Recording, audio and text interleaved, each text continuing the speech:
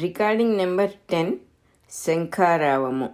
First chapter. ఈ దేహమున ధర్మమనబడు శంఖారావము సారథి రూపుడైన నారాయణునిచే చేయబడును. ఆ రావము మనస్సు నుండి పంచేంద్రియములలోనికి దిగివచ్చి పంచభూతాత్మకమైన శరీరమును నిర్వహించును. పంచతన్మాత్రల మూలమున జన్యమైన సమన్వయముగా వినబడవలెను. కనుక శ్రీకృష్ణుడు ఊదిన శంఖము పేరు పాంచజన్యము.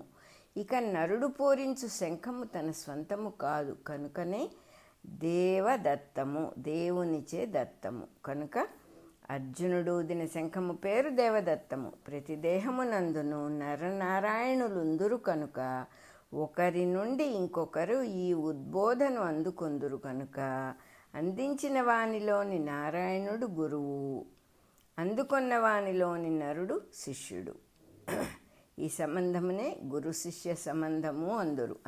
అందరిలో ఉన్న నారాయణుడు జగద్గురువనియు మనకందించినవాడు గురువనియు సంప్రదాయము. కనుక నమ్మిన వానికి గురువే నారాయణుడు.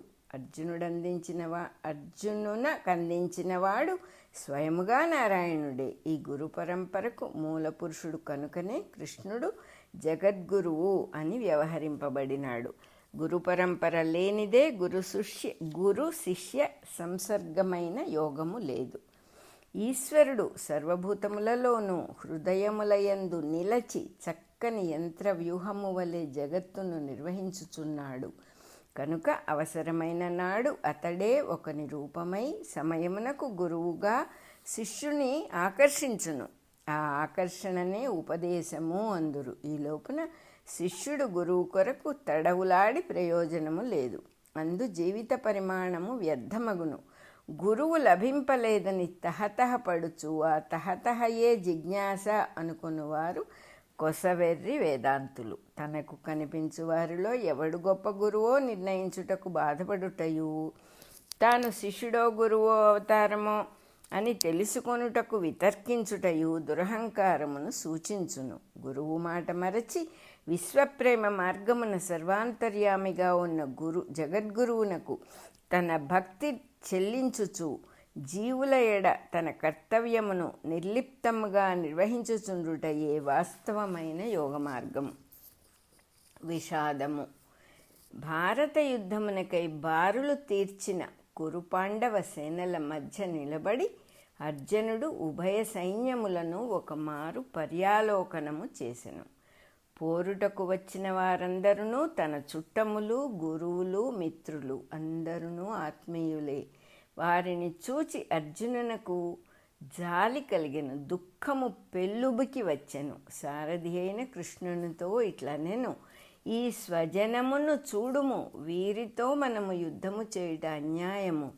స్వజనముతో యుద్ధమేమి, ఇందెవరు చనిపోయినను మనకు దుఃఖమే గాని సంతోషం కలుగదు. ఇందు గెలిచినను అది ఒక గెలుపా?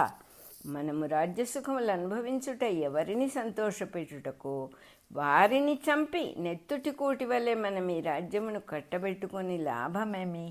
మరియు యుద్ధము హింసాత్మకము. ఈ మార్గం అవలంబించుటలో మనకు కల వివేకమేమి?